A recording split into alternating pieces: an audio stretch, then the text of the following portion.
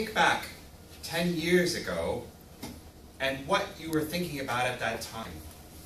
Imagine if you went back those 10 years and you could ask your future self now what you could have done differently to make your life now better than it was those 10 years ago. Well, the problem is that now is now and the future me is way far away. So I kind of thought of an idea. I'm going to write a letter to my future self. So I did it. I wrote a letter to myself when I'm 100 years old to find out what happened to me. And believe it or not, I got an answer. Wow. It came in a very official envelope. It says secret and confidential. Ooh. And this is what myself said.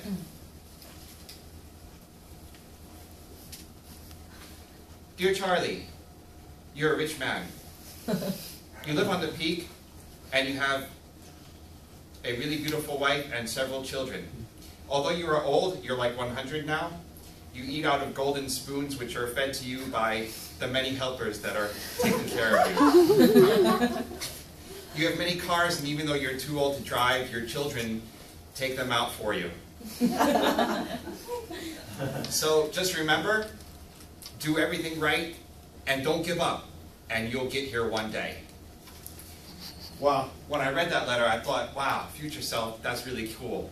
So I wrote back to himself, to myself, to me, and I said, Dear Charlie, the problem is I'm X number of years old now. How do I achieve that? I feel like it's getting late.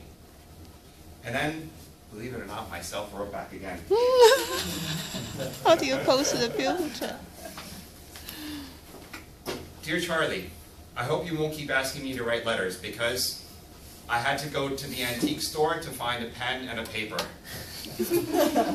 If I remember correctly, when I'm your age, I'm using a Samsung Galaxy. I also saw one of those when I was in the antique store. Well, the problem is I lied to you in the last letter. The truth is that although you got married, you got divorced after having several children who took all your money, and now you live in a cardboard box under a bridge. Oh. But no matter what, I want to tell you, just don't give up, okay? How would you feel if you got this advice from the future you? I can tell you I was extremely disappointed when I got these letters because it told me nothing except don't give up. I think this is really ridiculous advice. It reminded me of when I was a child and we used to hear stories from adults. And there's one story I hated very much. It was to illustrate a point. In that story, a man goes to the hills where they've discovered gold. And he starts digging a hole to find gold. And he's digging and digging and digging and digging and digging. And he gets so far and he's covered in dirt. He's really tired. He's been digging for ages. But there's no gold. So he climbs out of the mine and he just wants to get out of there because there's no hope. And so there's another guy nearby and he just says, hey man, do you want to buy a used gold mine? I already dug it, but there's nothing there. And of course that guy says, yes, I'd like to buy your gold mine. And he offers him a few dollars for the land, and he goes down and he digs 2 more feet, and he finds a big chunk of gold. So, I hate this story, because you know why?